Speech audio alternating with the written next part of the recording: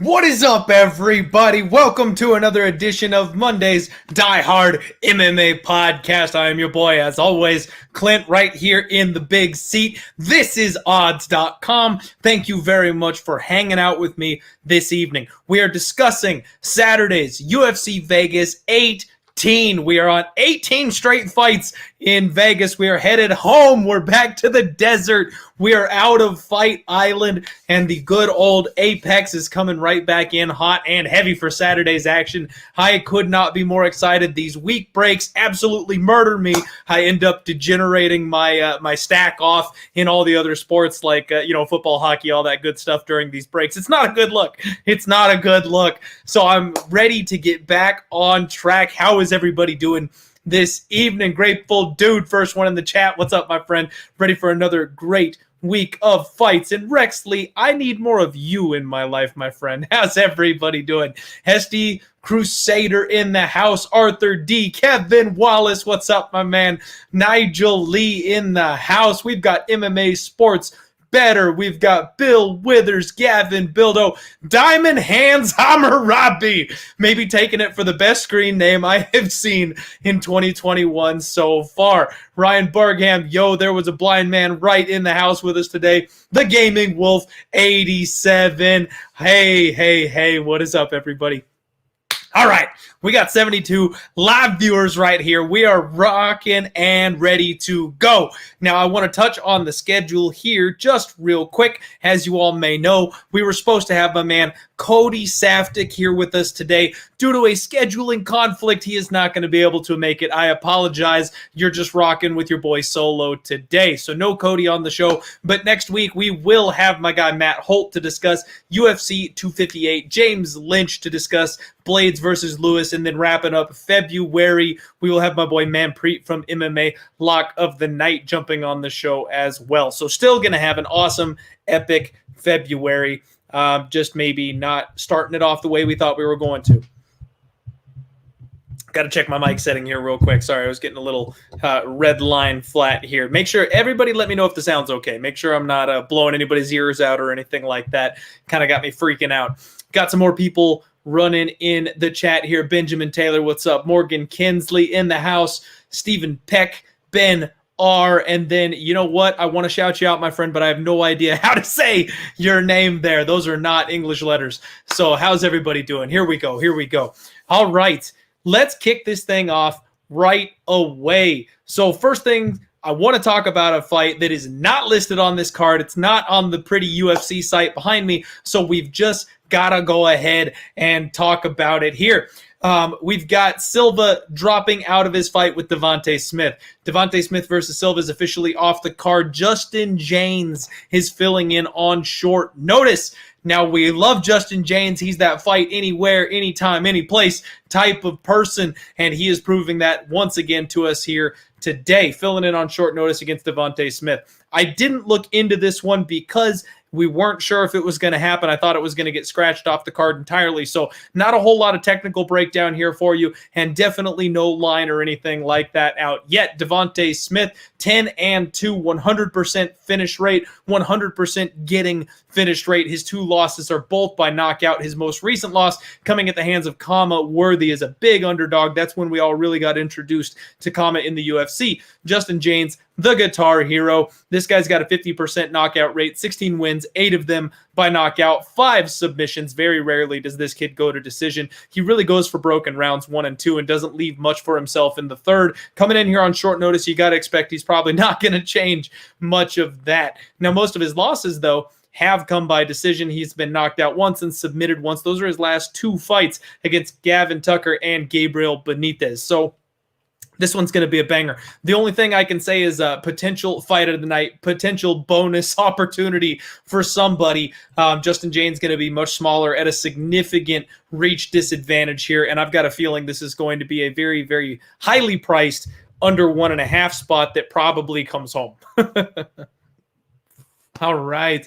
So we've got Tyler Patterson catching us live. What's up? Thank you for hanging out. The champ. I'm not quite an oracle yet. Hopefully we will get there. Rough start to 2021, but we had some really good reads. We were really sharp on a couple of spots, just pulling the wrong triggers on bets. So we're going to turn this thing around. I'm just Drew, hanging out with us today as well. Aaron Milner, thank you, my friend. And Ron Fawcett, how's everybody doing? All right, so we've got 109 live viewers. Everybody do me a favor. Y'all know the drill. It helps me out. It helps odds out. It helps all of us keep the lights on here. Smash that like button. Subscribe to Odds HQ if you haven't already. And of course, anytime you have the opportunity, head on over to odds.com. They've got some really cool stuff on there. If you need a new sports book, they've got all the legal US books ranked, any opportunities that they have for bonuses, deposits, stuff like that. And then, of course, they actually have an online bill tracker. So if you live in a place, or if you know someone who lives in a place where sports betting has not been yet legalized, there's actually a nice little handy dandy bill tracker on odds.com that will show you the status of any bills that have been submitted for, basically for everybody to go over and see whether or not sports betting will get legalized or approved on a state-by-state basis. Lots of really cool tools over there. All right, so the first fight that we want to talk about tonight is SeugWoo Choi taking on Youseff Zalal. Now, y'all know that I've got a bit of a bromance going on with Youseff Zalal. I really like this kid. I bet him at almost every opportunity that I have to get on him. I like what he does. He's very, very evasive, hard to hit, technical striker, good in scrambles, opportunistic submission game, but he's turned into a bit of a decision machine. He can't quite seem to get that UFC caliber finish, even though he was a monster on the regional scene.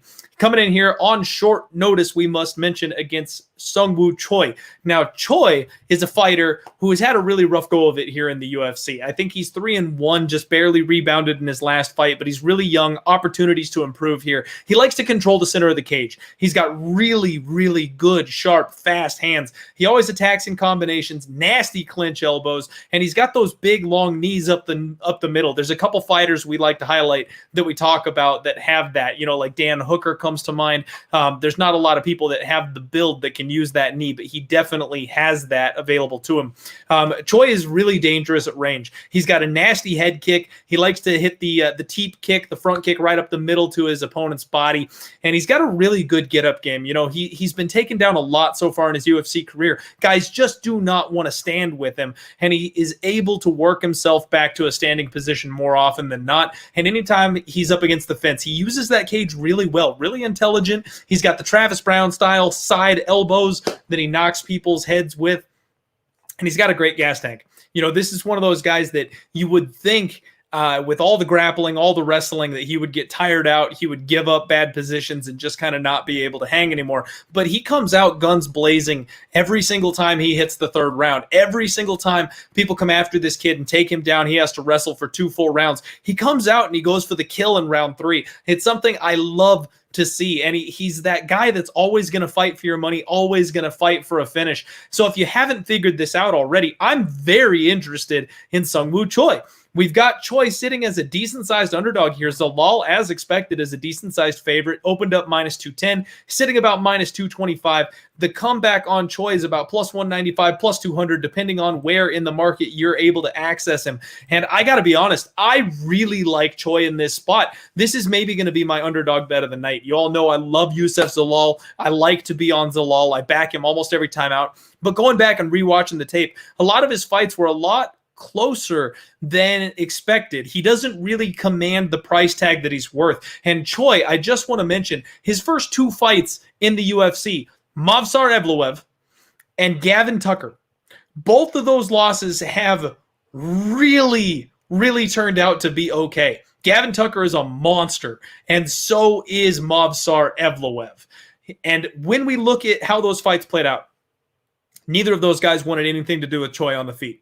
They forced him to wrestle, and Tucker went 5 of 13 on takedowns. SeugWoo Choi made him work every single time, always got back on his feet. Evloev went 5 of 16 on takedowns. So even though Choi, statistically speaking, doesn't look like he has good takedown defense, he's been going up against absolute beasts who do nothing but grapple. He was able to defend most of those takedowns, and even the ones he gave up, he didn't settle for that bottom position. He got back to his feet and kept working and tried to stay in those fights. And then let's look at Youseff Zalal. He fought Austin Lingo, who was making his UFC debut, who's in the wrong weight class and hasn't been overly impressive. Peter Barrett, who was making his UFC debut and also hasn't been super impressive. Ilia Topuria in his UFC debut. Now, Ilia Topuria is a monster. He's an absolute beast. But again, Youssef Zalal was minus 250 in that position. Everyone expected Zalal to just be able to handle this kid. And Topuria woke everybody up to what's possible against a guy like Zalal. Zalal is not the caliber of fighter. He's not the championship level contender kid that I thought he was. He's got all the tools. He's got all the skills. But you know what? He's not there yet. Choi, I think, is flying under the radar here as a very, very live underdog. So, hey, DFS by the numbers in the chat here, pointing out the good stuff. We've got 150 live viewers right now. Don't go rushing out to bet on Youssef Zalal right now, everybody. Let everybody continue to believe that Youssef Zalal should be a 3-1 favorite. Let them continue to smash that big favorite line, parlay the shit out of him. And when SeugWoo Choi gets to plus 250, that's when we pull the trigger. That's when we go for that value, because I really think that this should be a 50-50 line. I mean, Youssef Zalal is a great scrambler. He's a great jiu-jitsu artist. He's offensive with his submission game. But you know what he's not? He's not a huge takedown guy. He's not a great wrestler. He's not a guy that's going to come out and chain wrestle to the level of the guys that Choi has faced, like Tucker, like Evloev. He's not on that level when it comes to grappling. So when he can't grapple to that level, this is going to be a stand-up fight. And on the feet, I think Choi is a better striker than Zalal. And this is the small cage. Don't forget, everybody, we're back in the UFC's apex. So this is going to be the small cage. These guys are going to be forced to fight one another. And Zalal doesn't have the kind of pop on his punches that Choi does. I wouldn't be shocked if Choi knocks out Zalal. I said it. I said it. Hot takes on the very first fight of the night, folks. I'm already losing my damn mind. Don't be shocked if Choi knocks out Youssef Zalal on Saturday. Choi is a very live dog. I will take him right now, but that price is getting better, so don't lock it in yet. Let's all be patient. Let's all wait. We will be betting on SeugWoo Choi come Saturday. Let me get caught up with this chat here. We've had some people rolling in. I see a little bit of love here for Choi. Robert Cherry agreeing with me. Bew Blaze saying it. And that's what's up. Oz Taylor, we're looking good. We're looking good. Aaron Milner giving Brady his brain points that he deserves. Absolutely. Gotta love when me and my man DFS line up on stuff. People saying that they like Choi. All right. Yeah, price too high on Zalal. I mean, remember, if you haven't been hanging out here on the Diehard MMA podcast for very long, we're talking sports betting. So the line makes all the difference. You know, Youssef Zalal shouldn't be a minus 250 favorite. He might end up winning the fight, but he should be more like minus 125, not minus 250. So got to take that shot on the live dog. Line is way, way, way too wide. And Youssef Zalal, I hate to say this, really hate to say this, he's starting to give me Pena vibes. Y'all remember when we faded Luis Pena with Kama Worthy because he just wasn't living up to that line. He's continuously this giant favorite because everybody likes what they see, but then he's just barely squeezing by his opponents. And it's not quite to the same extent. I think Zalal has a much higher ceiling than Pena does, but it's the same thought process. And as long as we get these big, gigantic lines where there's tons of value on the dog, we just got to punish the bookies. We got to go on the other side. We got to take advantage of it when we can get it. And I think Choi is a very, very live underdog on Saturday. Hot takes. That's right. And Brett McKinney loving when we're on the dog. That's what's up. All right. All right. We got a disagreement here. Zalal will get Choi. He has no ground game. See, that's the thing, though. Choi actually has a very good, solid defensive guard, and it's not going to take place on the mat because Zalal isn't going to be able to hold Choi down. You know, if guys like Gavin Tucker, if guys like Movsar Evloev couldn't keep Choi on the ground, I don't think Zalal can. And Choi is going to be defensively sound enough to get back to his feet. So, I mean, Zalal could always end up sinking in that choke. It's entirely possible, but I think this one's going to the cards unless Choi gets some kind of a late finish. I think Zalal's going to come in good shape, so I'm not expecting him to like gas out or anything like that, but you never know. Short notice fights, not expecting to, be in camp. I know he's training with a lot of his training partners getting ready for a fight, so he should be in good shape, but crazy things happen when you step up on short notice. That's all I'll say. MMA Genie, what's up? How you doing, buddy? Thanks for joining us today. All right. Moving right along. Can't believe we took that long on the first fight of the night. Sorry about that, folks. It's been a while. It's been a week off of MMA. Your boy's been in the lab doing the studying, getting ready to find some spots to make some cash. Molly McCann taking on Lara Procopio. I hope I'm saying that right. Now, Molly McCann, all of us remember the pain right there in the heart.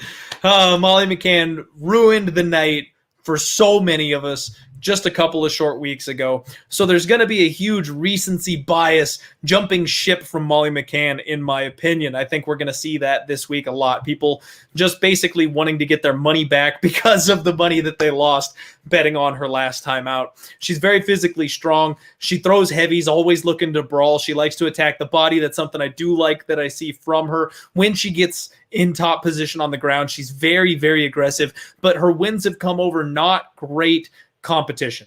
Lara comes to us from Nova União. She is a Brazilian Jiu-Jitsu black belt. She likes to do a leg kick to jab combination that I think is really sharp, and she's extremely high volume. And the other thing to remember is she fires straight down the pipe. So whenever you've got two fighters that are striking standing on the feet, whoever is winging the wide punches, unless they are connecting with those, unless they are causing big damage with those, whoever is firing the straight punches down the pipe is going to get there first. The shortest the shortest distance between 2 points is a straight line. So Molly comes in winging these big wide hooks, big overhands, and Lara comes straight forward, popping straight punches, double jabs, leg kicking. I think Laura's going to have a huge opportunity to win this fight on volume alone. The other thing is, again, we're in the small cage. Molly McCann likes to wrestle. Lara is a Brazilian Jiu-Jitsu black belt. She struggles when this fight hits the floor, right? She struggles when it hits the floor. She struggles to get it to the floor. She doesn't have great wrestling. But Molly McCann is going to take care of that for her. If Molly McCann comes in here and looks to take this fight to the mat, she's playing straight into Lara's game. I think Lara's sharper on the feet. She's got more volume on the feet. I think when it hits the mat, while Molly McCann is dangerous on top, she's stifling. I don't want necessarily Lara to accept that bottom position and be willing to play jiu-jitsu off of her back, but you can't deny Nova União Brazilian Jiu-Jitsu black belt should have the advantage on the floor, and that women's MMA armbar from guard opportunity is just always crystal clear available, and this is the kind of spot that it can absolutely happen in. The other thing I want to make mention of is that Lara actually took all of 2020 off. We haven't seen her for a full calendar year. She may not look it based on her profile picture, but she's actually very young. She's one of those people that's kind of deceptively young. She is going to be making improvements. We can expect a better version of Lara Procopio. And she's also going to have a 5-inch reach advantage. So all things considered, I think this is another line that is incredibly wide. It's not as wide as it once was. It looks like some money is starting to come in on Lara. I missed the good stuff. I wanted to bet on Lara when she was about plus 175, and people seem to have woken up. So this is one I thought maybe we want to wait on, but we honestly might want to jump on this one. Lara at plus 140, Lara at plus 135. I think the value is with the dog here. I think she's live. I think she is able to hang and potentially better in every spot that this fight goes against Molly McCann. Stylistically, I just think it's a bad fight for Molly. We could see this one playing out on the feet very, very close. And even if it goes to the judges' scorecards, she's going to have the volume advantage. I know we're not in Fight Island. I know we're at the Apex instead. So maybe that volume advantage doesn't play out quite so much if Molly's able to bloody her up, that kind of thing. And the wrestling may make more of a difference since we're stateside for this fight. We're going to have to test the judges here on this one, but it's another dog or pass situation early for me here on this one. Catching up with the chat here once again. Let's see here. Lots of Molly hate in the chat. I know. Yep. Zabel saying not betting on Molly is a favorite no more. Yep. Walla Walla Dose in the chat. What's up, my friend? Hot in football. Love hearing that. Keep cashing those tickets, Walla. Let's get this thing going. All right. Smith's MMA betting in the house. BP. Thank you so much, my friend. All right. SD Crusader in the house. Yep, looking at the dogs. We always got to look at the dogs. Okay, Christian Rodriguez, talking hockey here on the Diehard MMA podcast. I'm going Rangers. I'm on the Rangers. I like them on the reverse puck line if you can do the -1.5. Bigger bet on the money line. Smaller sprinkle on the -1.5 for them to win the game by 2 or more goals. I think they have a ton of young talent, and the Penguins are getting older. And the fact that the Rangers just got rid of a guy that was essentially a locker room cancer, I think they step up and have a good game tonight. But back to the MMA action. You all know I've got my degenerate action. I'll bet pretty much everything. So real quick, if you care, tonight I'm on the Rangers, the Lightning with my boy Jimmy the Bag. Make sure you check out his stuff for odds.com. He's incredible at handling all the other sports. And then I am also on the Bruins this evening. I am on, and yeah, you guys are going to realize real quick, I'm a degenerate. Canadians and Flames. So yes, I have action on every single hockey game tonight because that's what I do. Ben, my friend, I am so sorry. Cody is not joining us on the show this evening. He had a scheduling issue tonight, so he's not going to be able to jump on the podcast. But don't you guys worry. He will be on his normal show later on this week, and him and I will reschedule. You know, we're both here on the odds team. We're going to get it sorted out. We will get Cody on the show. Billy knows what's up. Almost 200 live viewers. It's actually 202 live viewers. Smash that like button for me. Thank you all very much for spending your Monday nights with me. Your Monday nights. Your Monday nights with me this evening. Julio Arce taking on Timur Valiev. This is a one that I am really scratching my head about a little bit. My notes appear to be out of order. It looks like they kind of moved some things around here on the card. So Timur Valiev is a guy that everyone was super excited about. Comes to the UFC. We're all expecting him to just walk through his first opponent, and he damn near did. For the first round, he made his opponent look like he didn't belong in the UFC. Hurts him. He barely survives. He digs deep and comes out in the second round, and Jones freaking blasts Valiev's head off. Like, this guy took everything but the kitchen sink. He took everything Timur Valiev had to offer and then destroys him in the second round. Came out of nowhere. It was fantastic. Now, Timur Valiev, in my opinion, is maybe a little bit overrated. He got chin-checked his next fight. Now, the fight got turned into a no contest because Jones popped for marijuana. Can you believe that? Let's just take a minute and stop and talk about that. I know there's a lot of times that these guys get fights turned over for things, but I hate when the fights get turned over for marijuana. Makes no sense whatsoever. If you were on steroids and you got the knockout, okay, let's call it a no contest. If you're on marijuana and you got the knockout, bro, that knockout should still be on your record. So Timur Valiev does have one loss by finish. And I apologize, I said the wrong name. I'm staring at his face here on the UFC screen, but in my notes, Martin Day is filling in on short notice for Julio Arce. So we don't have a line currently for this fight, but Timur Valiev is absolutely going to be a massive favorite here. Martin Day is 0-3 in the UFC right now. He's on a bad run. We've talked about the Hawaiian Warriors, how these guys have crazy durability, and we just absolutely love what they bring to the table. Martin Day seems to not necessarily have that the way that some of his brethren do. He's a brawler. He's got heavy hands. He's going to have a 6-inch reach advantage and a significant size advantage, but he's not going to be as technical of a striker as Timur Valiev. This guy is really, really wild. He's exceptional on the feet.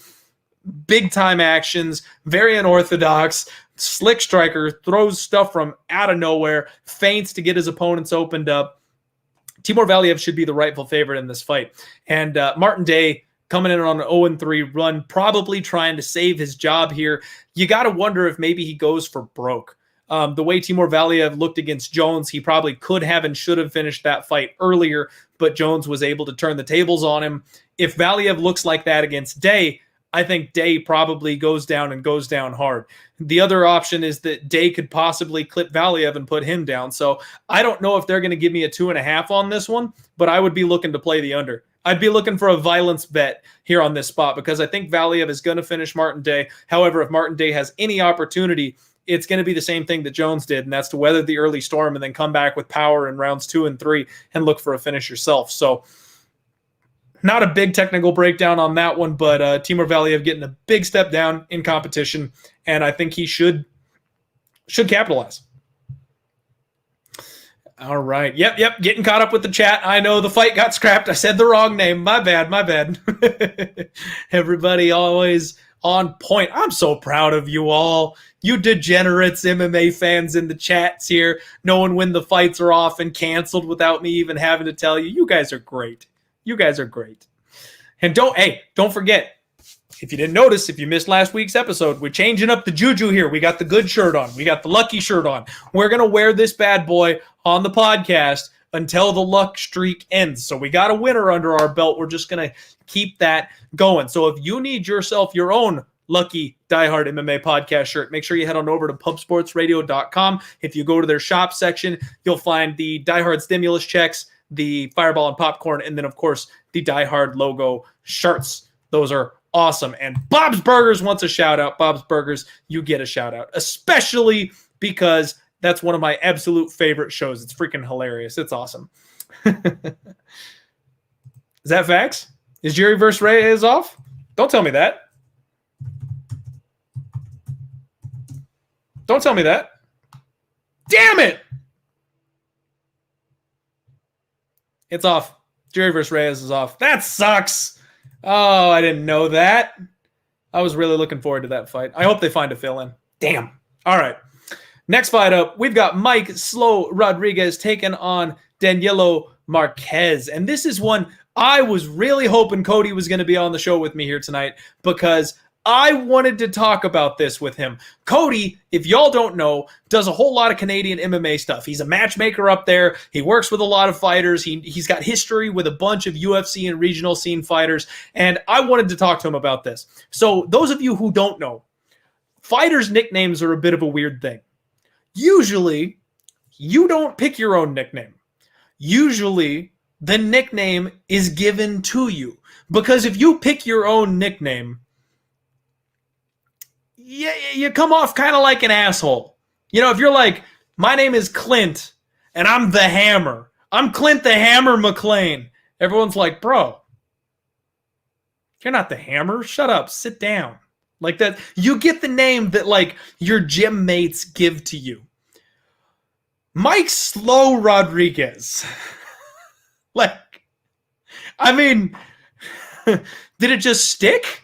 Did he think it was cool? Did some guy in the gym was like, bro, you're super slow. And he's like, that's it. That's the one. Like, I don't get it.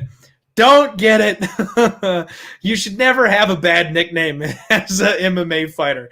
It just doesn't work. You gotta, come on. Like, your teammates are not doing you a service if they nickname you something like Slow. One of the worst MMA nicknames in history. MMA Sports Bet are ready to call me the Hammer from now on. And actually, it was I was in high school playing football right around the time that Gladiator came out. So my football coach always called me Clintus Maximus. So that's the one that I always went by. All right. Nick Sai-Sun, catching up better late than never. Thanks for jumping in, my friend. The replay will always be available for the ones that you missed. All right. So this one, I mean, really, what a garbage fight, right? What a garbage fight. So Mike Slow Rodriguez, he's got big Muay Thai. That's the best way I can say it. He's big for the division. He's super long, super tall, nasty step-in elbows. He is super dangerous in the clinch, big knees. You don't want to be in the clinch with this man. But he's also not very durable. He makes bad choices, and he really loses every time a fight gets extended. I feel like he's got a bad gas tank. He doesn't have a great ground game. He is willing to let his opponents walk him down. He gives up the cage position and gets his back walked up to the fence, which you just don't want to be in that situation, especially when we're in the apex, the small cage. Like, you can't let people walk you up against the fence and just put you down. Not a good look. I'm not a huge fan of Mike Rodriguez, and I hate that he is always such a big favorite. It drives me nuts because this is the kind of guy that you cannot trust with your money. You simply cannot trust this guy with your money. So good luck if you've parlayed Mike Rodriguez. Good luck if you have bet on Mike Rodriguez, but I will never, ever, ever put my money on this man, especially not as a giant favorite. And once again, he's sitting around what, minus 250? Yeah, minus 245, minus 250, and it's just too much. Now, if y'all remember Danilo Marquez, this is a guy that we actually jumped on as the underdog. Or no, he was a slight favorite. Sorry, in his last fight against Khadisi Ibragimov, we all know how bad Khadisi Ibragimov is. And this is a guy that is really, really... I mean, he's getting into MMA too late, right? 35 years old. He's just finally getting that step up to the octagon. Didn't look great. Barely got it done against Cadiz. Didn't get the submission, even though he was... Yeah, even though he's a Brazilian Jiu-Jitsu black belt, supposedly got a high ground game, made some mistakes. But you know what? He's moving things where they should go. He's now training out of King's MMA. So he's working with guys like Beneil Dariush, Kelvin Gastelum, Neiman Gracie, the Alpha Ginger. He's in the right place. Danilo Marquez is making the right moves. He's doing the right things. And I like what I see from him in that perspective. He's going to have to walk through the fire of Mike Rodriguez. That's the only thing that he can do here to win this fight. He's going to have to sell out for the takedown. We've seen that that's what he wants to do.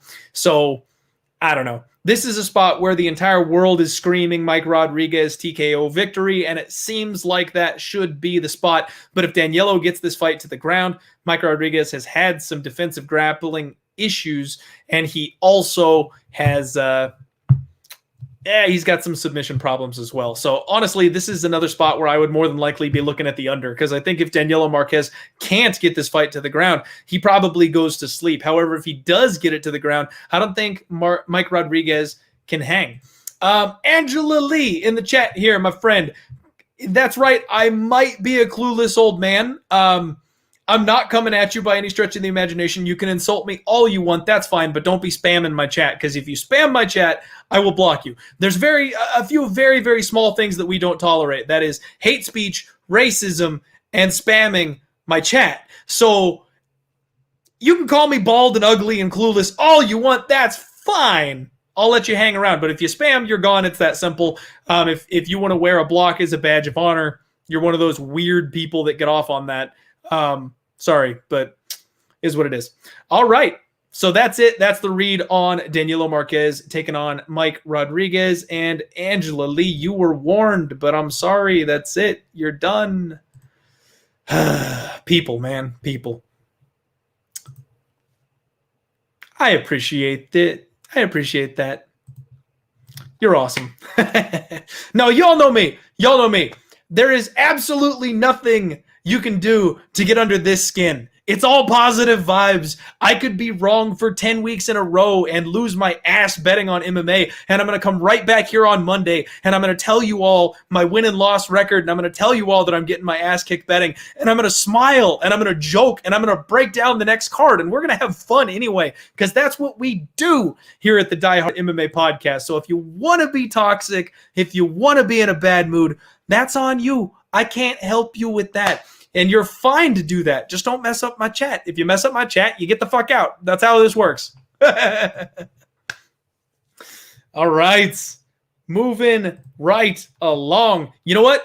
Pause, because we've got another fight that I think is unlisted here. Ode Osbourne is taking on Dennis Bondar. Now, I don't know why it's not on the screen here for the UFC's fight page, but I believe they are fighting on Saturday. I think there's another question as to whether or not this fight will happen, COVID tests, stuff like that. So I'm not sure if this fight's going on, but I want to break it down in the event that it is. Ode Osbourne is insanely athletic. I like what I see from this kid. He is lightning fast, just ridiculously powerful, muscle all over his frame. The problem is he's willing to play off of his back. He's got sick jiu-jitsu. He snatched a couple submissions off of his back. So because of that, he's one of these guys that's willing to go ahead and try that every time out. Bondar is one of these Russian monsters, all right? You do not want to be on your back against this guy. All right. Oh, geez. And now Rachel Ostovich. All right. See you later. Bye.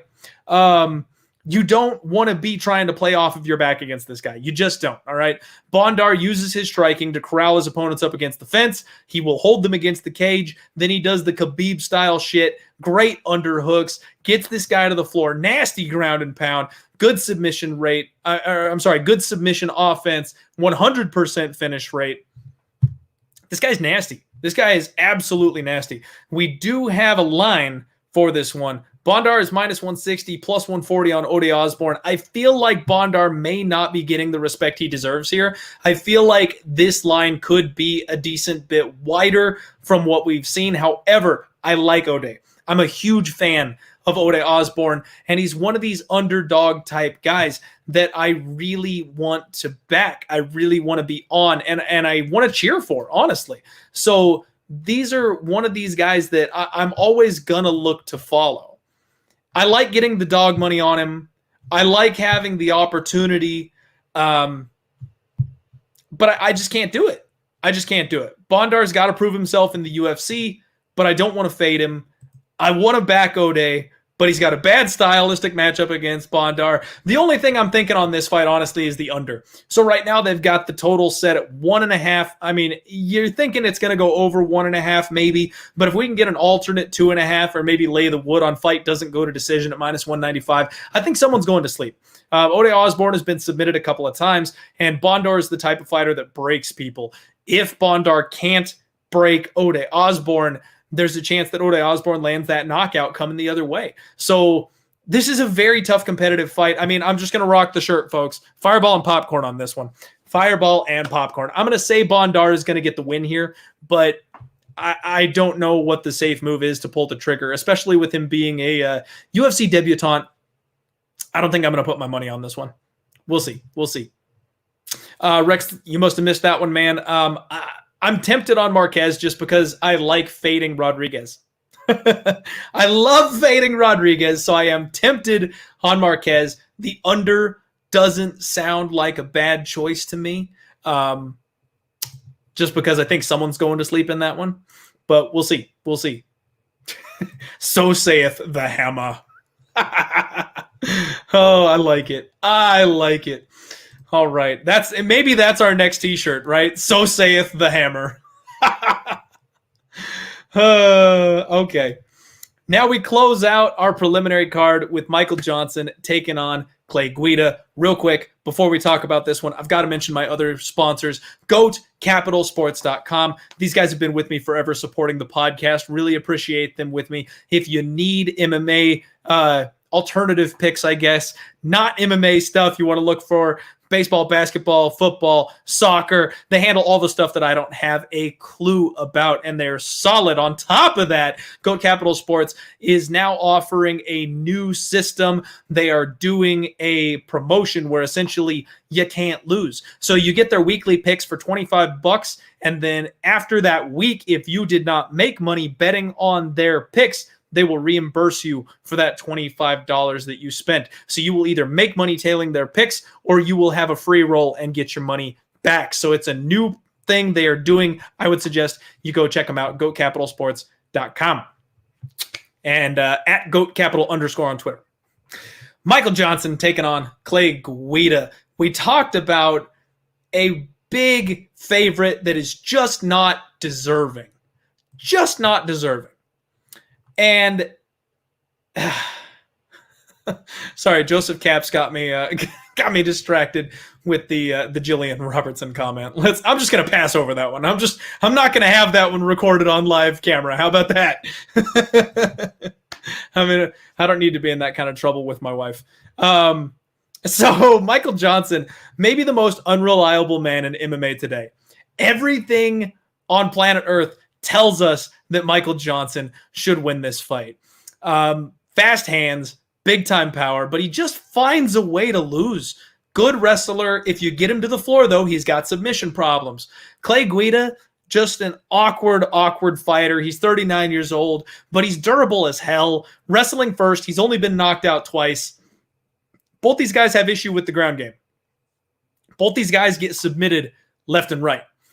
Neither of them are really all that offensively savvy with their submissions. So if Clay Guida gets Michael Johnson to the mat, I do not expect Clay Guida to lock up a submission. Michael Johnson's not going to look to take this thing down to the floor. He's going to counter, and then he's going to use that power in boxing to try to hurt Clay Guida. I mean, eventually you got to think Clay Guida's chin is going to crack, right? I mean, this should be Michael Johnson by knockout or decision. That's all I can say. But I am not trusting Michael Johnson with my money. I was looking at opportunities on this card, and I came this close to parlaying Michael Johnson because he's right in that minus 200 range, and we know he should win this fight. But then I had flashbacks to Bobby Green when we knew he was going to win that fight too, and maybe he shouldn't be a minus 200 favorite, but we went ahead and parlayed him anyway to get a good price, and I went, oh shit, like I am not, it was one of my resolutions. New Year's resolution is we don't parlay fighters who are too big of favorites and are untrustworthy. I'm not doing it. So I was this close, managed not to do it. I'm not putting my money on this fight. Michael Johnson absolutely should win this fight in my opinion, and he should do it by knockout, but Clay Guida's chin might just hold up, and Michael Johnson also could shit the bed at any point in time. So fireball and popcorn this one, folks. Stay away as far as you can. MMA Genie says he's taking the shot here on Michael Johnson. I like that. I mean, hey, good luck. Good luck if you're going for it. I can't get there. I absolutely can't get there, but I do understand taking the pass or fading Michael Johnson every opportunity you get. Seriously. Every opportunity. All right. Moving this show along to the main card. Let's flip on over to the main card. Let's talk about the main card of UFC Vegas 18. Once again, my name is Clint. This is the Diehard MMA podcast. I've got 254 live viewers hanging out with me today. Thank you very much for spending time with me today. This is odds.com. Do me a favor and smash that like button. Hit me with a retweet. Share the show out there. Do me a favor. And make sure you head on over to odds.com. That's the big thing. If you want to support the show, if you want me to keep on, bringing this show to you, high level, good content, good quality, head on over to odds.com, spend some time there, check out the articles. If you're looking for a new book, sign up using the website because the traffic to the website is more important than the traffic on YouTube at this point in time. So do us a favor and just get as much over there as you can. That'll really help me out. It goes a long, long way if you click the stuff below. And MMA Genie, buddy, I know exactly who you are, man. Don't sweat it. I got you. And we got a banger here to start this card off, right? Danny Sejo, what's up, buddy? Welcome to the chat. Beneil Dariush taking on Carlos Diego Ferreira. Oh boy, number 10 versus number 13, two of the biggest dark horses in the lightweight division. Both of these guys, nasty, dangerous killers. This is probably fight of the night, in my opinion. This is the one that I'm maybe most excited about because both these guys, not really flown under the radar, but kind of flown under the radar for the most part here. CDF is 17-2. Bro comes out of Fortis MMA, and even though Fortis MMA has been on a little bit of a skid lately, I like everything that they do. I like absolutely everything they do with their fighters, and those guys will bounce back and come around. And Carlos Diego may be one of the best opportunities they have for snatching gold. However, he's 36 years old, and that's a bit of a problem. If he's gonna get this thing going, he's got to do it, and he's got to do it now. Beneil Dariush is 19-4, trains out of Kings MMA. We talked about that a little bit earlier, and he has the mental advantage here of winning the first fight. However, that was so long ago when these guys fought. They're both completely different animals ever since then. So Beneil Dariush, excellent wrestling, slick jiu-jitsu, takes the back immediately, human backpack, likes to bully people against the fence. And he's on a nice 5-fight win streak. Had an absolutely incredible 2020. Coming off of that incredible knockout of Drakkar Klose and Scott Holtzman. I mean, this dude is just been nasty in the year 2020. Wondering if he can keep that up. I mean, he's coming off of 4 of his last 5 fights have all been finishes. So he's been really peaking here. The only problem for me, though, is he's shown some little hints of durability problems. Dariush has been wobbled a couple of times. He's been gassed out a couple times. I mean, even in the Drakkar Klose fight, he kind of fought back from the brink of getting finished himself to land that bomb that put Klose on his heels. So a little questionable for me. A little questionable. Carlos Diego, on the other hand, he's on a 6-fight win streak. This guy likes to control the center of the octagon, very commanding when he gets in there, walks his opponents down. He's got super improved boxing since the last time these guys fought. Doubles up on his jab, really tight hands, good head movement, but he's a little hittable. Like even though I'm praising his boxing and his head movement, he gets hit a lot. And he does use good leg kicks, good front kicks. I like that, but he never lets up. This is a guy who's just relentless. That's a good way for me to describe him, as relentless. Carlos Diego is going to have a 2-inch reach advantage here. He's got a 70% takedown defense. Beneil has an 80% takedown defense. These guys are so good on the ground, both of them, that I don't know that there's going to be a lot of ground fighting in this fight. I think it's going to be a stand-up war. And because it's going to be a stand-up war, this is kind of how I'm seeing it play out. I think that Carlos Diego has a slight advantage on the feet. I think he's got a durability advantage. I think he's got a volume advantage. And because I've seen the weakness of Dariush, because I've seen him wobble a couple of times, I can't trust him with my money. I love both these guys, and this has to be a fireball and popcorn fight for me because I think it's too close to call. You can make absolutely any argument you want for either side of this fight. These guys are both so good that it can't be wrong. You know what I mean? You can argue either which way you want for this one. And taking Beneil Dariush as an even money or plus 105 dog, that is not a bad bet. Saying Carlos Diego Ferreira is just a little bit better. He's a little bit more durable. That is also not a bad bet at minus 125. So I don't blame you either side of the fence you fall on. I would be curious to take maybe a shot at the under 2.5 at plus 110. Both these guys are so dangerous. So dangerous. But Benny's been knocked out 3 times. Even though Diego has only been knocked out the once, I don't necessarily expect it to happen again. But Dariush has shown he's willing to sit on his punches. He's willing to show that power off. There's always that finishing opportunity. Maybe this fight goes the distance, and instead of going under, you lay the minus 120 that it hits the judges' scorecards because both these guys play a little bit more defensively. I don't know. So this is a fight that I'm planning on passing on completely. I'm going to say Carlos Diego wins by knockout. That's the prediction. I'm going to say Carlos Diego Ferreira wins by knockout. This may end up being my little round 3 sprinkle opportunity on this card. I know everyone's talking about it. Everyone said, Clint, you said you weren't going to do the props and stuff anymore, but bro, we just came off of back-to-back scores on those round 3 prop sprinkles. Big ones too. So I'm probably going to continue to do those when I see the opportunities. Unfortunately, the one I had for this card just got canceled. We'll talk about that here in just a little bit. But Ferreira in round 3 is 13-1. That might be my sprinkle. So I'm not planning on doing anything big on this card. I'm not going to take on this fight. I'm not going to take a side. I'm not going to take a total. Lean is Carlos Diego by knockout, but these guys are both incredible and I can't stand in front of either of them. It's more of the fact that I don't want to be on the opposite side of either guy, less that I want to bet on, because they're both bet on fighters, in my opinion. Whole lot of chat to catch up with on that one. This fight blew up. You people are excited about this one, and rightfully so. 278 live viewers. Thank you all so much for hanging out with me. Ben disagreeing with me here, saying that CDF isn't good with his hands at all. Dariush could get... Oh, you don't have to worry about Dariush getting KO'd. Maybe. We'll see. Zephyr on CDF here with me. And then, Abu Dhabi talking about how CDF is old, and I understand that. That is a big factor in my opinion, but he doesn't seem to be slowing down. I've seen no signs of him slowing down. So...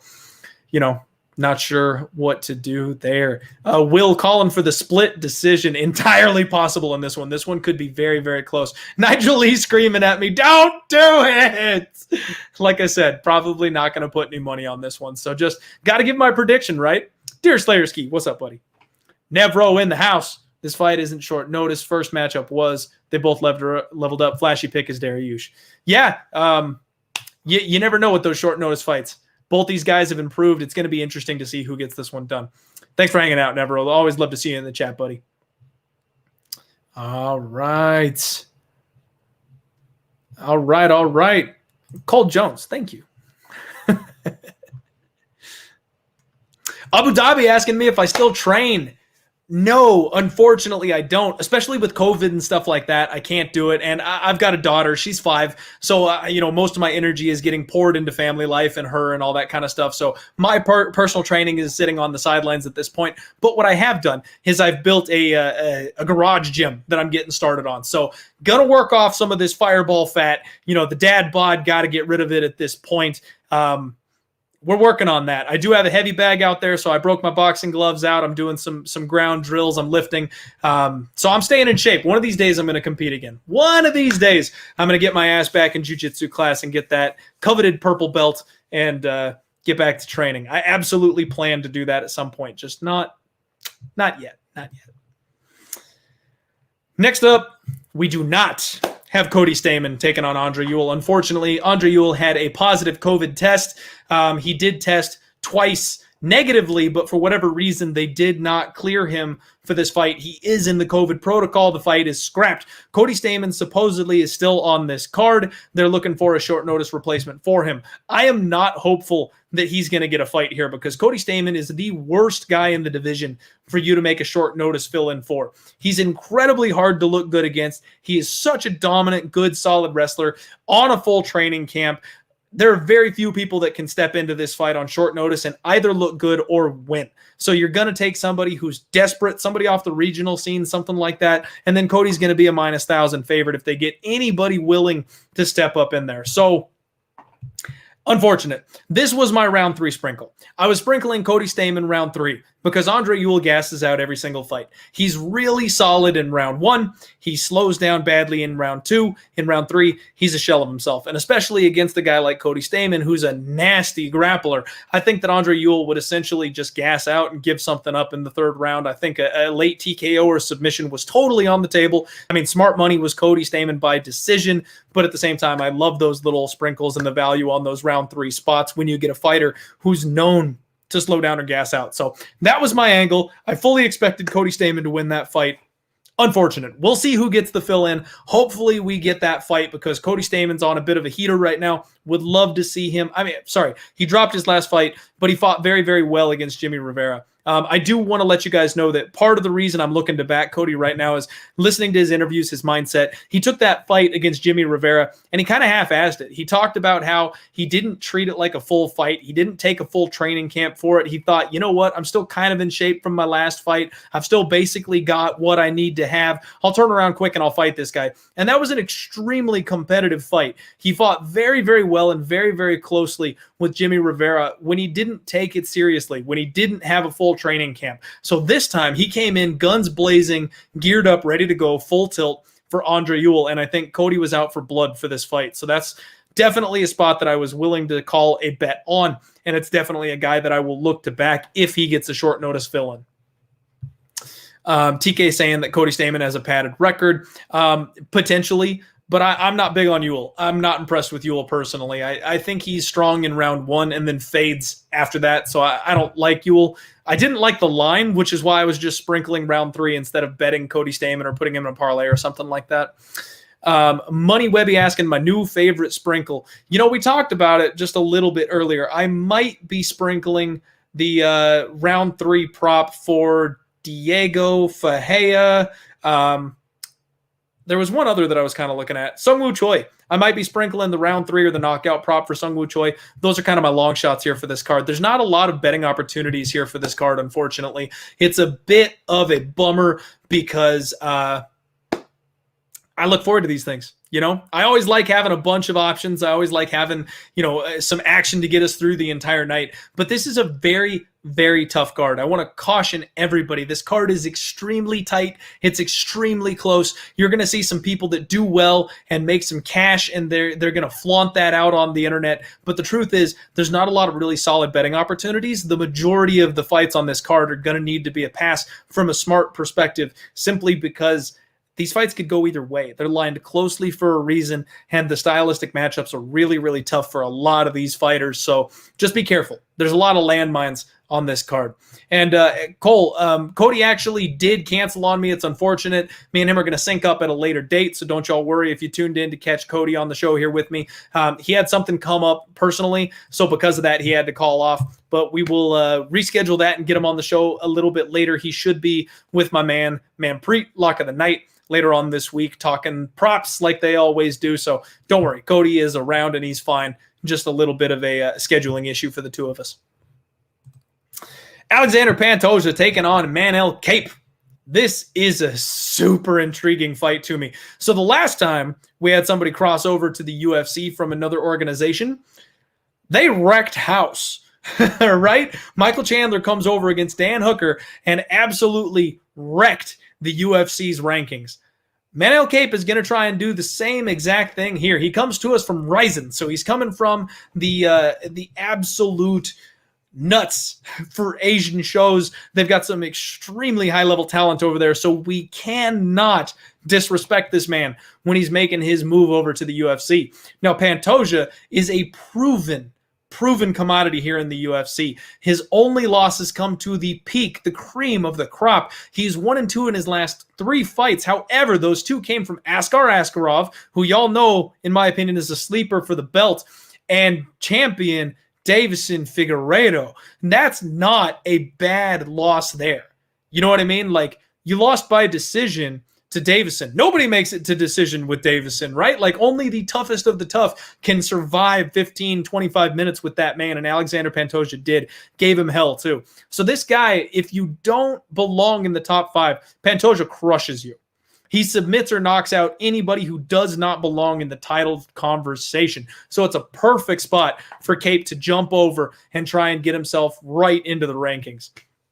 We know how well-rounded Pantoja is. Trains at ATT, one of the best gyms in the world. People just forget how good this guy is. He's never been finished. Extremely durable. One thing that we love to back here. Let's talk about Kape, because a lot of people may not know Kape because he is coming from a show that a lot of people don't necessarily follow. He's nuts. He's absolutely nuts. He kissed his opponent in the octagon one time. Luckily, it was a dude that was cool and just kind of blew it off instead of having one of those pre-fight brawl situations. He's the guy that came to blows with Ian McCall, Uncle Creepy. If y'all remember when Ian went over to Ryzen, this guy started like smacking him at the weigh-ins, like hit him in the back of the head and had a brawl. He's going to be the UFC's new biggest problem. I've got a feeling he's going to start some kind of an out-of-cage brawl, and Dana White's going to kick him from the organization. But he's mean. He's nasty. He fights with his hands down. He likes to clown people. He likes to, do this thing in front of you and not protect his chin. He presses people up against the corner. Now, he's been fighting in a boxing ring over in Ryzen, so it's not going to be the same thing as the cage, but I expect him to know how to use that cage. He likes to impose his will on people when he has the opportunity to. I don't know if he can do that to Pantoja, though. It's going to be interesting to see how these two size up at weigh-ins. Very, very powerful clinch strikes. Strong body lock, drags people to the ground. Excellent timing on his level changes. Extremely explosive from range. This guy can explode and close the distance insanely fast. And he's one of these guys that's willing to take a shot to give a shot. And in my opinion, that's a very dangerous game to play against Alexandre Pantoja. If you're willing to play with your hands down, give your opponent the opportunity to smack you on the chin just to answer back, you're going to pay for that. You're going to pay for that. And especially against guys like Pantoja or Davison, you're going to run into someone who makes you pay for playing that game. However, it is worth noting that Manel Kape has already gone the full distance with Kyoji Horiguchi, who is the Ryzen champion over there and one of the best fighters in the world. So this kid is not to be disrespected. This kid is not to be underrated. I have to side with Pantoja. I have to side with Pantoja because he's been proven against the best in the world, some of the best fighters we've ever seen. This division is hot right now. Flyweight is the absolute shit right now. And Pantoja has been holding a position in the top 5 for a very, very long time. He's currently a minus 140 favorite. The only problem is I don't know that I want to lay that price tag on him. Kape is extremely dangerous. Plus 120, there's been some love for him here as the underdog. I can understand why. When I watch these guys fight, when I see the way their styles play out in the cage, I think Kape is going to play from distance. I think he's going to drop his hands. He's going to continue clowning. And that provides opportunities for Pantoja. If Cape does try to level change, tries to put his wrestling in, Pantoja's got that nasty submission game. He knows how to reverse. He knows how to scramble. I don't know if Cape is going to win the ground game. So if this thing is done standing, I think Pantoja is the more well-rounded, better technical striker. And even though Cape may have a slight speed advantage and explosive advantage, I think over the course of the fight, Pantoja is just going to pick him apart. Given what Cape does and is, I think there's an opportunity for Pantoja to win this thing by decision. Maybe that's the move. The over 2.5 at plus 110. They've got this thing juiced to the under, expecting a finish. These guys might respect each other. These guys both might be too durable and hard to hit. That over at plus money may be the option. I'm giving away all my gold for Total Madness later in the week. So let's just go ahead and talk about it all here. Pantoja wins inside the distance is plus 180. We've got Pantoja by decision at plus 300. That might be the spot, folks. That might be the spot. What is up, Connor Mac Picks, my buddy hanging out here in the chat with us today. DFS by the numbers saying he hit Pantoja at minus 120 and then Pantoja by submission. Ooh. So here's the thing. If there's going to be an opportunity for a finish, I do think submission makes sense because Cape is durable. So I don't know that he is going to get the knockout or anything like that. Submission probably far more likely with Cape trying to implement his grappling, snatch a guillotine, scramble, get a rear naked choke, something along those lines. But this is one that makes me nervous, especially because I backed Hooker against Michael Chandler in his last fight, and he got flatlined in the first round. I'm not really looking forward to lining up on another UFC veteran coming in against a hot prospect here from an overseas organization. We know those other organizations are getting shortchanged, so probably another fireball and popcorn for me. I mean, this Pantoja by decision. Y'all know I like my Hail Mary parlays. That prop will probably linked in on one of those. Mr. Fat Fist in the chat. What's up, buddy? Thank you for hanging out here on the show. Love when you come and chill and hang out with us. How you doing today, my friend? That's going to be a fun one. That's going to be a fun one. And serious implications, right? Because Pantoja's number 5 in the division. If Cape comes over and manages to take out Pantoja, that says something. Like I said, if you take out Pantoja, you belong in the title conversation. Those are the only guys that beat this man. So that's going to be extremely entertaining to see if he can get that done. Next up, we've got the UFC trying to get someone off the ground here. Macy Chiasson taking on Marion Renault. Number 10 versus number 12. Somehow Marion Renault, at 43 years old, is in the most sick shape of her life and is ranked higher than Macy Chiasson. If you have not checked out Marion Renault's Instagram, go check it out. Are back muscles supposed to turn you on? Because they... She's in sick shape, dude. We talked about this with McCann just last card. She's 43 and somehow still competing at the very highest level, but eventually that's going to turn. MMA Locker Room in the house. What's up, buddy? Ooh, liking Cape. All right. We got a dog backer there. Gube72 saying Marion is live. And you know what? I agree with you, Gube. I do agree with you here. Because Macy Chiasson is just unproven at this point. She's 7-1. She showed some issues her last couple of fights. She makes some really, really low IQ mistakes. She makes some really bad choices. She's super green. She might be the future. Give her some time. Maybe she'll round out. The UFC obviously wants her to be a thing, and they're trying to give her an opportunity against a fighter who is truthfully struggling, probably knocking on retirement's door, even though she looks really good and is still very in this thing from a physical perspective. Marion Renault, nasty in the clinch, solid right hand, good knees to the body, tight squeeze, never been finished. She is made out of iron. Macy Chiasson, she's going to be bigger, stronger. She tries to impose herself. She tries to bully her opponents. But when she can't bully her opponents, she runs out of gas. She has a problem. She's a good hammer and a bad nail. And you all know I do not bet on bad nails. Bad striking defense. Like I said, she goes for like these hip throws and tosses that give up her back and provide opportunities to her opponent. Just bad choices by Macy Chiasson. I do think that Marion Renault is live in this spot. I think that she's underrated. But again, we've got our rule, right? We don't bet on 40-year-olds unless we've got a damn good reason to do so. Getting plus 180 on her, that's not a half bad reason. Fading Macy Chiasson, who hasn't quite put her game together, that's not a bad reason. So, if you want to roll the dice, if you want to take a shot with Marion Renault here as the underdog, not a bad call in my opinion. I don't hate it, but there is also something in my gut that tells me the UFC is trying to get Macy Chiasson a leg up here. They think this is a winnable opportunity for her, and I do think that she's probably going to end up winning this fight just by being younger and being more durable. I do want to see the weigh-ins. I want to see what they look like on the scales. I want to see if Chiasson has added some muscle, some opportunity. I want to see how Marion Renault sizes up against her. The other thing we talk about is wrestling. When you've got the shorter, stockier fighter against the longer, taller fighter, sometimes that works for the shorter fighter. So if Renault wants to look for the takedowns, if Renault wants to get in there on the legs, she might have a better opportunity of getting under the hips of Macy Chiasson. And we've seen Chiasson struggle when she can't be the one forcing the pace. So I think there is an opportunity for Macy Chiasson. I think she is a live underdog here, but another spot that I'm just not running to the betting window for.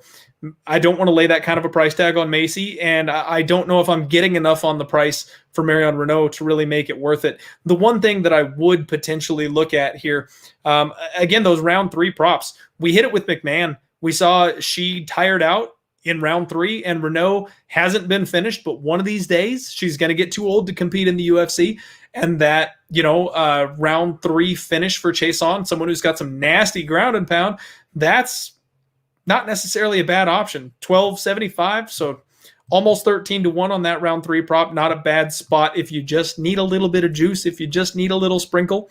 And then Renault by decision, I think, would be the way that you play the underdog if you wanted to go for it. By submission is plus 680. Where's the decision? Where's my decision prop? For some reason, I'm not seeing it. My eyes are not working. There we go. Plus 350. There you go. If you want to take Marion Renault, you're getting plus 350. There's a shot. Not one I'm planning on betting. Not one that's probably going to be overly exciting, unfortunately. So we're going to have to grind our way through that one. But then we get to the good stuff. Co-main event time here on the Diehard MMA podcast. 278 live viewers. Thank you all so much for spending your Monday evenings with me. Do me a favor. I know y'all are sick of hearing it. Every YouTuber, every podcaster, everybody on the world is asking you to smash that like button. But please, it takes 2 seconds. Just go click that thing for me. Do me a favor. Help a guy out. Corey Sandhagen taking on Frankie the Answer Edgar. And this is another one I was really hoping to talk with Cody on because, man, I want to roll with Frankie one last time. Corey Sandhagen has been the dark horse here for a long time. Messed up, had that bump in the road against Aljo Sterling just 2 fights ago. Bounced back incredibly well against Marlon Moraes. Got a nasty spinning kick. Clunked him in the head and put him down out cold. We know Marlon's had some durability issues. You know who doesn't have durability issues? Frankie the freaking Answer Edgar. He's only been knocked out twice his entire career. Somehow, that heart that's made out of solid gold just continues to pump when he gets hurt in the fight, and he digs deep and he armors up, and he somehow manages to just keep on walking forward in those fights. I don't know how he does it. I really don't know how Frankie does it, but he is so hard to finish even once you've got him hurt. There's 2 ways we can look at this one. We've got perfect opponents to size up for these guys, right? Frankie fought Yair Rodriguez, and Corey fought Rafael Assunção. Those are almost perfect stylistic matchups here for us to see kind of what they were able to do. I was ecstatic at Frankie Edgar turning back the clock against Yair Rodriguez, one of the most punchable faces in MMA, a guy that I just can't stand, the prima donna of the division. Frankie took him down and beat him up. He big brothered Yair Rodriguez. He showed Yair Rodriguez that he still had some work to do before he belonged at the top of the division. One of my absolute favorite fights, and I got to see that one in person. That was in my backyard. I got to attend that one live. So that was a fun fight to be involved in. And I think that's the answer, right? No joke, no pun intended. That's the answer for Frankie. He's got to use the wrestling. What he did in that fight is he was all in or all out. Keep it at range. Use that footwork. Circle to the outside. And then when you find your opportunity, close the distance, get inside, body lock. Cram him up against the fence, put him on his ass. Frankie is absolutely fully capable of doing that. Fully capable of doing that here. Corey Sandhagen has a 30% takedown defense rating. This guy is hard to hold down. He gets up. He's nasty on the feet, but he has a hard time defending takedowns. And we know Frankie can chain wrestle and work his ass off for 25 minutes. He's at bantamweight, and he's belonged at bantamweight his entire career. So it's unfortunate that he's getting down here at 39 years old, because he should have been here a long, long time ago. The question is, has Father Time caught up with him? Will these weight cuts catch up with him? I think Frankie is a live underdog in this spot. We know Corey Sandhagen's a slick striker, but Frankie Edgar is the guy that's going to be defensively sound enough and also keep this thing at the right range to not be in trouble. Rafael Assunção didn't close the distance for those takedowns. He allowed Corey Sandhagen to stay at kicking range. He allowed Corey to dictate the pace. And when you let Corey get on a roll, you're in trouble. If you give this guy the flow state, you're in trouble. He's going to have a 2-inch reach advantage. The legs make this thing even more interesting because the reach isn't going to play so much. It's going to be the kicks. I mean, look at the Marlon Moraes fight. When he did that spinning heel kick, clinked him right on the head.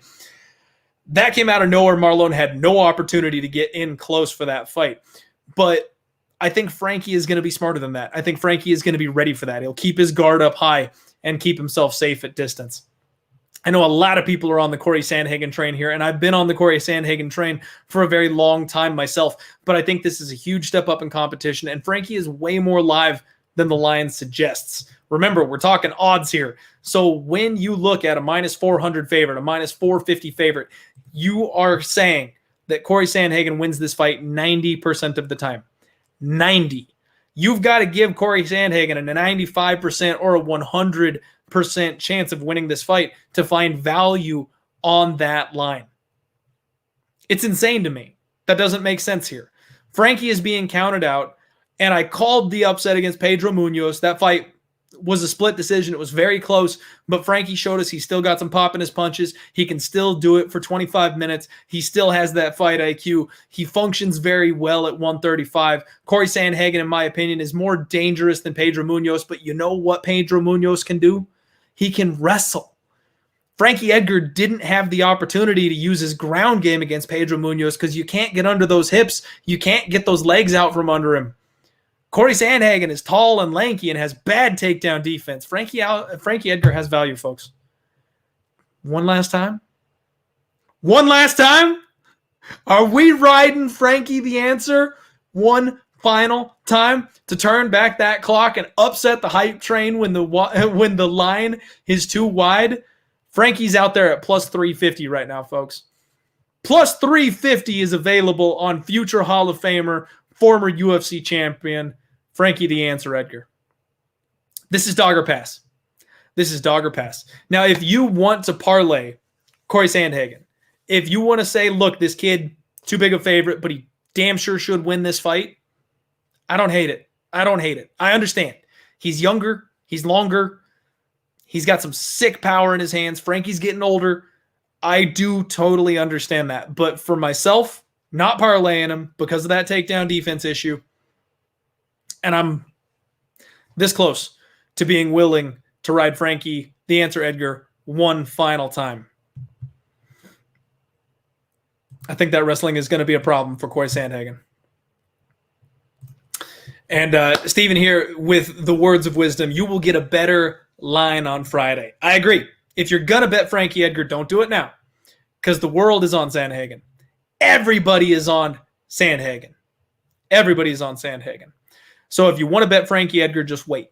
And that's what I'm doing. I'm going to see where this line goes. I'm going to see how ridiculous it gets. Because if we can get Frankie Edgar at plus 400, plus 450, I mean, half unit, that it doesn't even have to be a full unit bet. You can put a half unit on it. You can put a quarter unit on it and just have a low risk, high reward opportunity. And don't forget, small cage, 3 rounds. Both of those things favor Frankie Edgar, in my opinion. If this was the bigger cage and there was more room to move, more room for Corey Sandhagen to maneuver, that favors him. If this is a 5-round fight, I know Frankie Edgar's got the experience. I know Frankie Edgar's the guy who's going to know how to handle himself deep in a fight. But Corey Sandhagen's got that gas tank. He just crank up that intensity over a 39-year-old fighter. I think 3 rounds actually favors Frankie Edgar, especially because of the takedowns. If Frankie can get in on Corey's legs and get him to the floor early, he can steal 2 rounds. He can steal 2 rounds. So Frankie Edgar's live in this spot, in my opinion. We've got 293 live viewers this close to cracking that 300 mark here, just in time for the main event. Thank you all so much for joining me. Once again, my name is Clint. This is the Diehard MMA podcast. This is odds.com. We appreciate you, each and every one of you, for hanging out with me this evening. Especially you, Jack. Some dude named Jack was just like, the fuck? I love doing that shit. All right, here we go. We're talking Alistair Overeem taking on Alexandre Volkov, and you see me getting excited because I already broke this one down. If you guys turned in to my show last week, if you listened to the podcast this past week, you know that I have overextended myself. I've made a big mistake. I've put way too much money on Alexandre Volkov. I am 7 units deep on Alexandre Volkov. I put 7 units to win 4 on Alexandre Volkov. It's the biggest bet that I have ever made, and yeah, I'm a little nervous about it. I should have done 5. And I went 7 like an idiot. That's my bad. So your boy's putting his nuts on the table for this one, sacking up the big boy bet here on this opportunity. So if you missed last week's show, if you missed my full, very impassioned breakdown of this one, I'll give you the highlights. Oh, Aaron Miller. No hedge here, my friend. No hedge. No hedge here. Sticking to my guns on this one. If the Reem makes me pay, I'm going to have to wear that loss. And I'll be okay with it. Oh, so Alexandre Volkov is a guy that's been, again, I've used this term a couple of times on this exact show. He's been the dark horse at heavyweight. This guy is incredibly underrated at heavyweight. Slick striker, outlands his opponents by more than 2 significant strikes per minute. Big volume, big power, precision striker, tons of experience. This guy's got 40 professional fights at the age of 32, 21 knockouts, 66% knockout rate. He's the full package. He's a Brazilian Jiu-Jitsu brown belt. He's got great wrestling. You know, we saw his gas tank on full display against Curtis Blaydes 2 fights ago, where Curtis did everything he could to take this guy down. He was able to force Curtis Blaydes to work to the point that he gassed out Curtis Blaydes. Curtis Blaydes doesn't gas out, folks. Curtis Blaydes doesn't slow down. This man made Curtis Blaydes tired from wrestling. That's unheard of. In the late rounds, Volkov was the one who was actually turning it around and putting it on Curtis Blaydes. Very, very dangerous. Almost got the finish against Curtis Blaydes late in that fight. Incredibly impressive, even in a loss. He did the same thing to Fabricio Werdum back when Werdum was championship caliber 3 years ago. Took him deep, defended everything he had, and then crushed him in the 4th round when he had nothing left to give. Volkov is extremely dangerous in these types of fights because he can wrestle all you want, and then he's got all the power for days, even late in a fight. Alistair Overeem is 40 years old. That's our rule. We don't bet on 40-year-old fighters unless we've got a damn good reason to do so. And you know what? We have been on Alistair Overeem, and we've been on him a lot lately. I don't want to disrespect this man. He is one of the absolute best MMA fighters that has ever walked the face of the planet. He is not to be underestimated. He is savvy. He is skilled everywhere. He's a good wrestler. He's got good submissions. He's got that significant striking ability, former Glory kickboxing champion. He is the complete package. The only problem is Alistair Overeem doesn't have a chin anymore. He's got massive durability issues. He cannot take a punch. Every time this guy steps up in competition, every time he starts to fight a younger fighter that belongs in the top 5 or top 6, he gets knocked out. All right. Now we got robbed against Jairzinho Rozenstruik. Alistair Overeem did exactly what he was supposed to do in that fight. He stayed on the outside. He picked at the man at the right distance, and then he closed the distance and he grappled with him. He exposed that wrestling issue for Jairzinho Rozenstruik. But you know what? He got tired. He slowed down in the 4th round. He slowed down more in the 5th round. And by the final 2 minutes of the 5th round, Alistair Overeem was fighting for his life in there. And it created the opportunity for Jairzinho to step in and land an absolute bomb after losing 20 minutes of a 25-minute fight. 4 seconds. That's all we needed from Alistair was 4 more seconds to cash a big ticket against Jairzinho Rozenstruik, and he couldn't do it. The UFC gives Alistair Overeem a little bit of a step down. They throw him Walt Harris. Walt Harris is supposed to come in fighting off the death of his daughter, coming back. It's a big moment. The fairy tale. Remember what I told you all about fairy tales? Fairy tales don't exist in MMA. They don't happen. Walt Harris was supposed to win that fight. He clocked Alistair Overeem in round 1, had him on skates. Alistair Overeem is extremely lucky that Walt Harris doesn't have a ground game and doesn't have a gas tank. He took him down in the second round and he TKO'd him. If Walt Harris had a better gas tank, if he had any type of ground game whatsoever, Alistair Overeem is dead in the second round of that fight. Augusto Sakai. Alistair Overeem did not look good against Augusto Sakai. He survived for the first 3 rounds of that fight, and then once Augusto Sakai started to slow down, that's when he turned it up. Augusto Sakai does not have good takedown defense. Augusto Sakai has no grappling to speak of. Alistair Overeem was an absolute monster in that area over Augusto Sakai, just a complete mismatch. And he smartly, intelligently waited for his opportunity late in the fight to be able to take that opportunity from a young fighter that is still green, still rough around the edges, still needs to be shown the ropes. Alistair Overeem gave him that veteran lesson and finished him in the 5th round when he had nothing left to give. If you watch that fight, Alistair Overeem used the same exact takedown on repeat to get that fight to the floor. Augusto Sakai could not make adjustments. He got hit with the same exact technique repeatedly, and he didn't adjust to it, and he paid for it. Alistair Overeem is 4-1 in his last 5.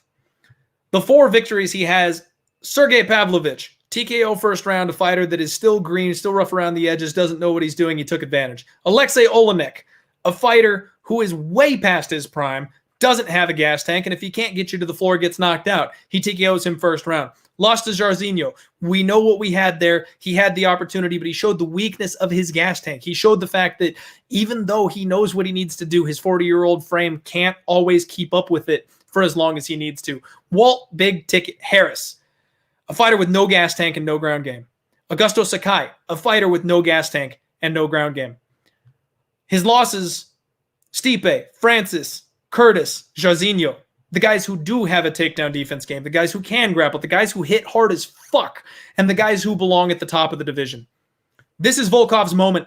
This is when Volkov steps up into the top 5 of the heavyweight division and announces himself as a contender. This man is experienced. This man has an incredible gas tank. This man just put on 20 pounds worth of muscle, and he flatlined Walt Harris in his last fight in the 2nd round after Walt Harris worked so hard to put it together and train better and come out with a better gas tank, a smarter game plan. Alexander Volkov was having none of it. Brazilian Jiu-Jitsu brown belt. Alexander Volkov is everything that we need to beat Alistair Overeem. Alistair Overeem, as an underdog, is extremely, extremely tempting. And a lot of people are going to be riding that dog money. And I get it. I get it. Trust me, I do. Especially with the run that he has been on. He is the guy that's a good bet right now. He's the guy that feels good. He's the guy that you know is going to fight for that money at plus money. But I think this is a worst case scenario for him. I think this is just an awful, awful bad stylistic matchup for him. I think that Alistair Overeem, you rewind that clock 5 years, sure, he wins this fight. But Volkov has the experience. He's been there before. He knows what he's doing. He's got an 8-year youth advantage here. I think at this stage of their careers, Volkov hits harder than Alistair Overeem. And of all the people that Alistair Overeem has fought, Volkov might be the only one who can actually stand with him.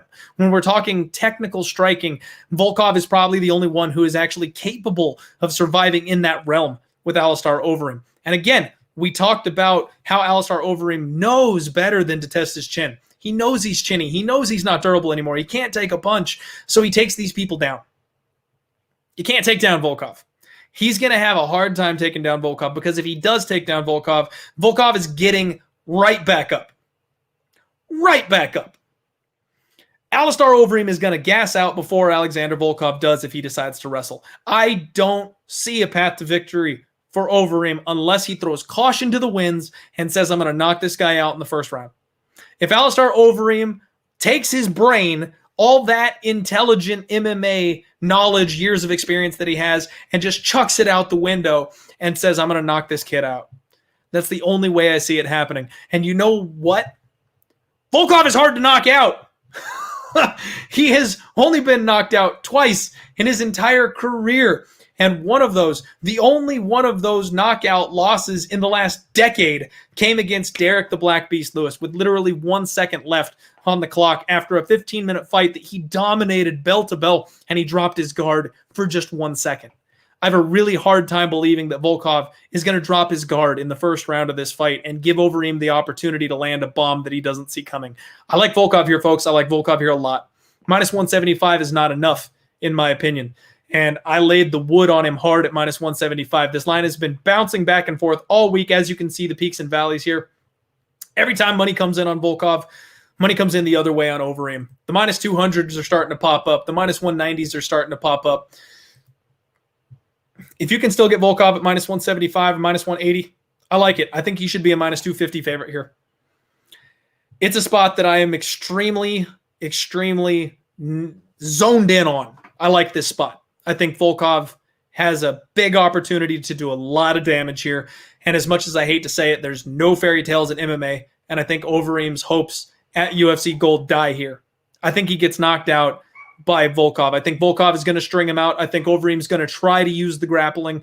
I think that he's going to end up getting tired, getting gassed, and Volkov will clip him in the third or the fourth round. I am going to sprinkle rounds 3, 4, and 5 on Volkov. And you know what? Actually, I say that. Normally, I would do that. I have 7 freaking units on Volkov. I don't know if I'm actually going to do it. I might have to just for the bragging rights, because anybody that sees this thing on Twitter, if I'm screaming at the camera, if I'm 5 shots deep and I'm screaming at everybody that I cashed on Volkov round 4 KO, I told you so, but I didn't tweet that I actually bet Volkov round 4, it's not going to look all that great. So as much as I don't really want to risk any more on this fight, I've already got too much on it, I might have to sprinkle rounds 3, 4, and 5 for Volkov. The prediction is Volkov round 4, folks. Volkov round 4 knockout. And what do we have for Volkov in round 4? It is 11-1, my friends. 11-1.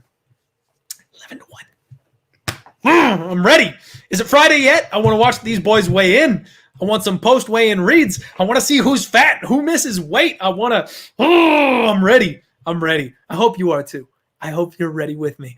Thank you all so much for hanging out with me this evening. I appreciate each and every one of you. Do me a favor, smash that like button for me. The only bet that I have on this entire card so far is 7 ridiculous units on Alexander Volkov. I'm probably going to add a couple smaller spots. I'm probably going to add a couple shots on some of these underdogs because I think we've got some live ones here. I think SeugWoo Choi is live. I think that Procopio is live. Marion Renault, we'll see who Cody Stamann ends up getting matched up against. Frankie Edgar, probably live. Those are the spots that I'm thinking about maybe getting a little bit in on, but I've got to be very careful because I've already got 7 units on the card. There's very, very few things I need to bet when I've already got 7 units on the freaking card. Thank you all so much again for hanging out with me. Don't forget, we've got a ton of shows here at odds.com. My boy Jimmy the Bag talks about all the other sports every single day, breaking it down with you with a bunch of awesome guests who know their shit.